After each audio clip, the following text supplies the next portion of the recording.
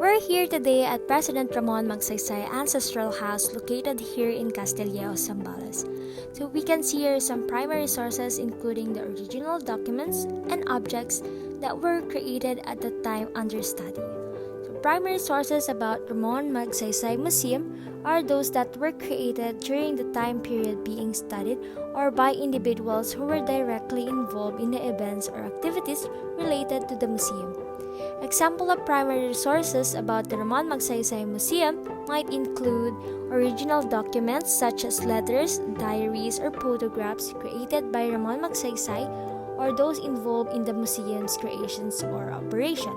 So oral histories or interviews, artifacts or objects from the museum's collections that were created or used during the time period being studied. Secondary sources about the Ramon Magsaysay Museum are those that were created after the time period being studied and are based on primary sources or other secondary sources. Example of secondary sources about the Ramon Magsaysay Museum might include books, articles, or documentaries about the Ramon Magsaysay or the history of the Philippines that reference the museum.